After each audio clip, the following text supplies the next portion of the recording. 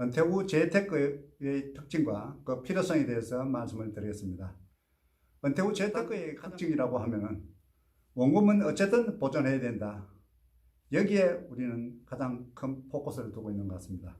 원금 이외에 또 안정적인 그 수입을 또 가져다 와야 되고, 그것이 생계비 조달에 한 부분을 담당했으면 좋겠다. 이것이 우리 은퇴 후 재테크의 기본적인 이 구상입니다.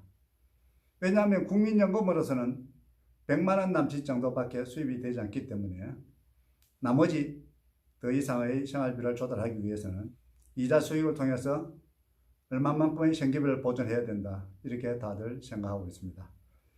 그러나 이것이 이제 원금 보존에만 너무 매달리다 보니까 예금자 보호 범위 안에 드는 금융권의 정기예금에만 다 치우치게 되어 있습니다. 여러 금융기관을 이용하거나 또는 가족의 여러 이름을 또 빌려야 되는 어려움도 있습니다. 그렇게 한다 하더라도 이 예금 금리는 1% 내지 2% 정도밖에는 되지 않고 앞으로는 더 내린다는 보도가 있습니다. 이렇게 절대적인 수익률 자체가 낮기 때문에 많은 금액을 가지고 있다 하더라도 생계비 조달에는 부족하기 마련입니다. 이 1억 원이라는 돈을 2%짜리 이자를 주는 상품에 가입했다고 하면 월 14만 1천 원 정도 되죠.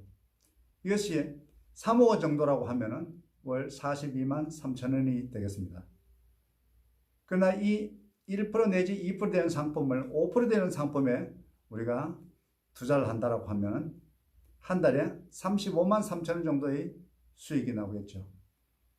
그리고 이것이 3억 원이라고 하면 100만 원이 조금 넘는 이런 금액이 될 겁니다.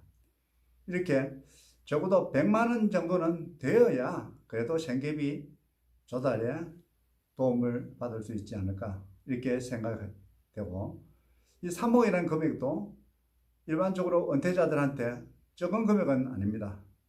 그러나 3억이라는 큰 돈을 가지고 있다 하더라도 어떤 상품에 어떻게 운용하느냐에 따라서 이렇게 차이가 많이 나는 겁니다. 42만 3천 원과 105만 8천 원의 차이는 배 이상 차이가 나게 되겠죠. 이것은 금리의 차이 때문에 발생하는 것입니다.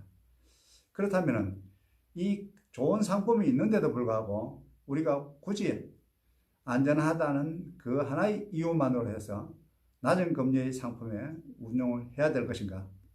그거는 각자의 목표와 성향에 따라서 평가를 달리 하겠습니다만 100가지 좋은 혜택을 취하고 한 가지 위험을 감수하는 것이 낫다고 생각할 수도 있습니다. 지금까지는 만에 하나를 생각해서 은행의 정기예금 상품으로만 운용해 왔습니다만 5년 정도 이렇게 생활해 보니까 정기예금만으로서 생활하기 어렵겠다 이렇게 판단이 됐습니다. 수익률은 배 이상 되지만은 위험은 아주 심도 있게 평가해 보면 그렇게 높지 않은 이런 상품도 찾을 수 있지 않겠는가.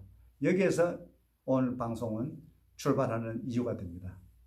그래서 제도권 금융기관에서 취급하는 상품으로 구조를 잘 파악해 보면은 그렇게 위험하지 않는 이런 상품들도 많이 있다는 것입니다. 어떻게 하면은 찾아내고 또 어떻게 선택할 것인가, 이 문제에 대해서 말씀을 드리겠습니다. 수익형 부동산으로 나서는 분들도 많이 있죠.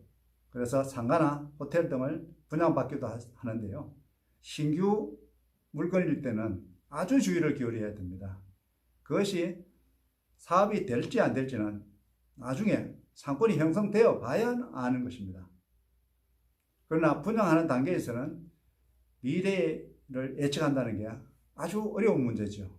그래서 특히 수익형 부동산은 분양받는 물건보다는 구형 물건이 더 좋은 물건일 수가 있다. 이렇게 말씀드릴 수가 있겠습니다. 그렇게 하지 않으면 이것이 쪽발을 차거나 아니면 사기를 당하는 이런 많은 문제들이 이 수익형 부동산에서 발생한다는 것은 여러분들도 경험적으로 알고 계시죠. 네, 다음 시간에 뵙겠습니다.